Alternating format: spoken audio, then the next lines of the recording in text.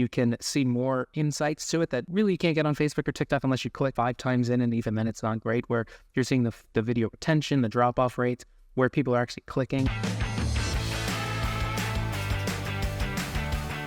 Hey, what's up, guys, and welcome to Growth Mentors, the podcast where we share snackable growth hacks, strategies, and best practices in how to drive maximum marketing impact and grow your bottom line. I'm your host, Matt LeBlanc, and today we're going to be talking about creative reporting. Why has it got to be so hard? What are most people resorting to? And we actually have some game-changing recommendations of what you should be doing differently.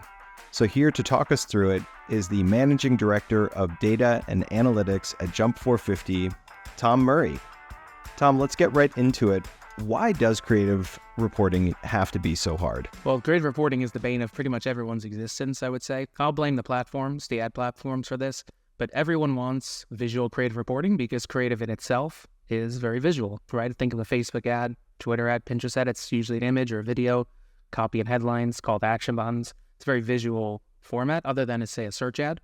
And everyone wants to see data right next to that actual ad or video playing so you can actually see how it did. The problem is ad platforms historically don't give you great ways to report out on the creative or even any of the elements. Some of them are buried in the platforms themselves. Some of them people don't even know where to get to. Others are very basic, and sometimes it's just your ad name, which could be this really long string of text. If you heard our naming conventions talk in the past, it might not be something that you could easily decipher to know exactly what video it is unless you were the ones that made the video or approved the video. So only a few people may know what it is just by looking at a couple pieces of it. But imagine you're sending this like a CEO or CMO, they don't want to see the actual ad itself, right? So it's been very difficult for platforms to make these kind of reports for you.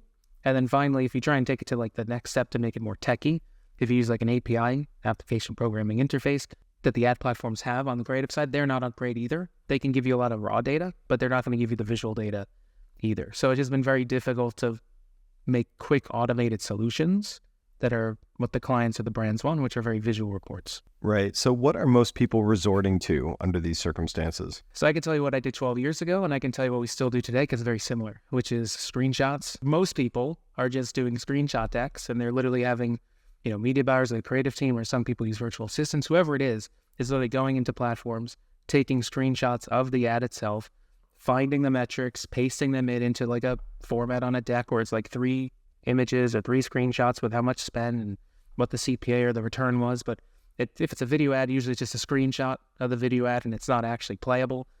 Usually maybe if you're not too lazy, you include a link so that you can click and see the video, but it's very not seamless. Right. The opposite of seamless, right? Where like you're not seeing the data of the video playing right away to know what is good or not. And people are doing that.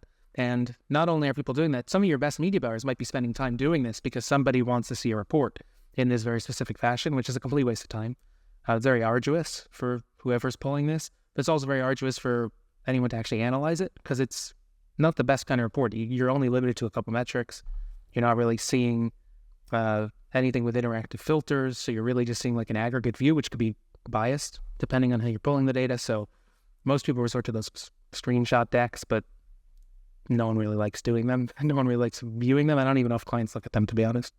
Right. So what should we be doing instead?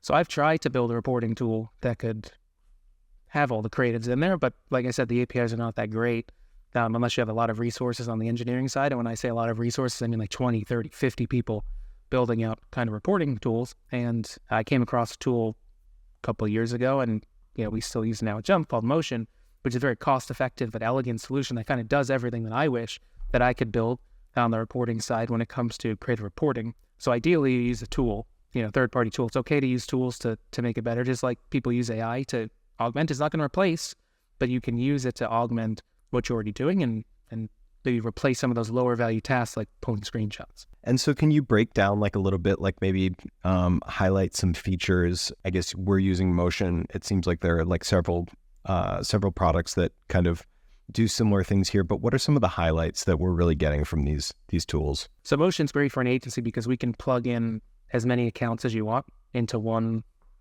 big, one place where everyone can go. And then you could basically build those reports for one client and clone them over to all your other clients. So you can get a lot of standardization. Some of the issues I've seen with creative reporting so far is that one client may report on X, Y, and Z.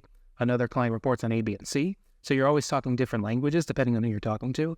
But Motion makes it very easy to standardize all your reports so that way everyone sees the same reports across all the accounts. So that way you're always looking at the same language versus jumping back and forth between them. They do have a lot of engineers, so there are better APIs, and they've built a very suave reporting tool that's very visual, where the first thing you do when you log in, you see your top creatives, and you see your top 8, videos or images, very visual right in your face, and then you can customize, with those I want to see the spend, the return, and the CPA for these 8 metrics.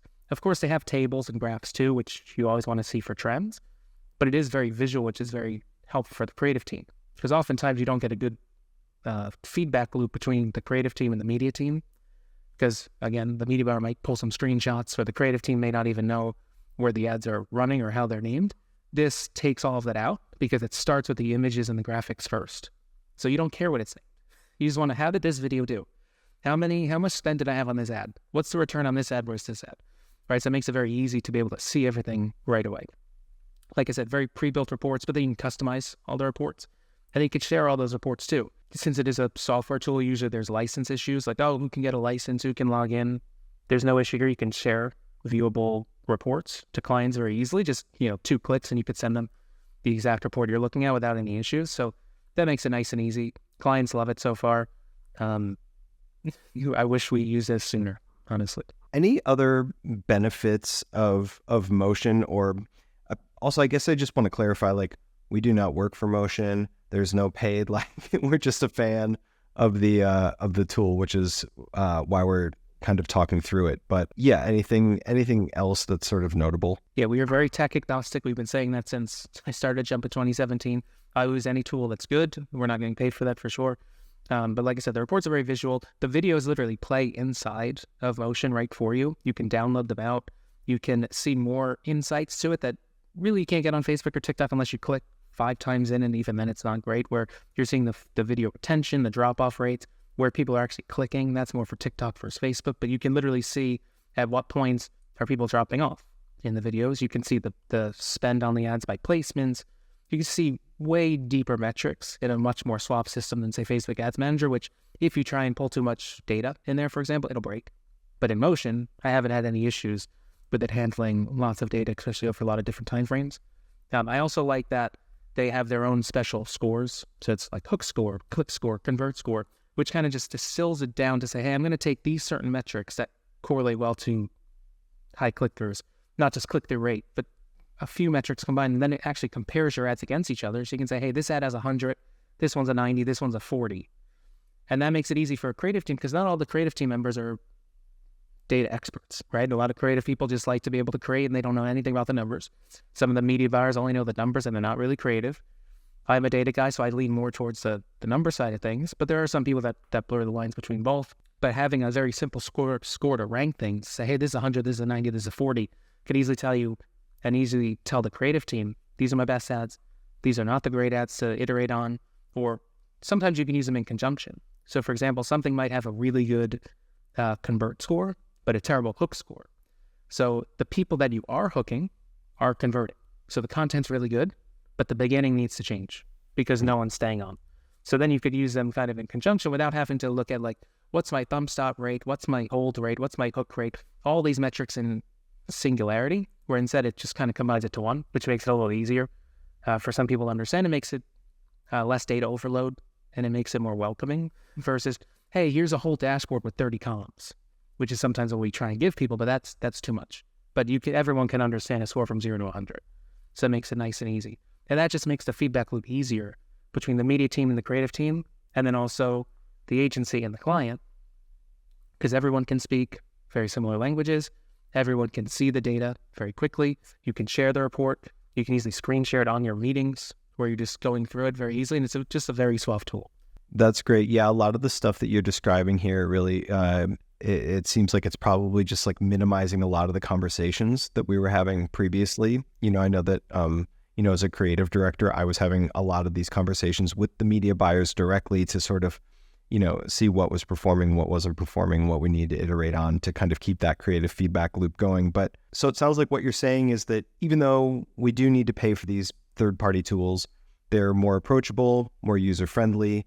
They also are more efficient, faster, will save your time, and super visual to keep everyone on the same page of what's working, what is not. Yeah, I mean, I always like to do the math, and I'm going to just do this live right now, so don't quote me on any of these numbers, but imagine this tool costs, say, $1,000, $2,000 a month. How much time is getting spent just trying to pull these screenshots for high-value employees? Let's say I'm making this up, $100 an hour, $50 an hour, whatever it might be. Very quickly, just the amount of time it takes to pull these screenshot decks, you could have paid for the tool and then get all the extra benefits of it, while then also saving the team's time. Like, I've polled the team, and somebody said it saves them 10 plus hours a week. So I've gotten 25% plus more productivity out of somebody at a very cheap cost. So not only do I get better results for the clients, but it can also be an OpEx savings even when you think about it. I'm from operations as well from before my data time. So I'm always thinking, how do I save a company money? So even though it is an expense, in reality, because it saves the team so much time, you gain so much more productivity and then in theory more value back. Definitely. And just to be clear, it does not cost $1,000 to $2,000 a month though, correct? Depends on how much you're spending or your deals. But that's for Motion to sell them, but we're not for Motion, we're not selling it, so depends. I'm just using that as a simple round number. Maybe I could just take that out, but it does sort of highlight the fact that this could be expensive though. I mean, potentially these types of tools. This isn't like, I'm going to add a Hulu to my Rolodex of channels for $14 a month. These are expensive third-party tools is what we're talking about.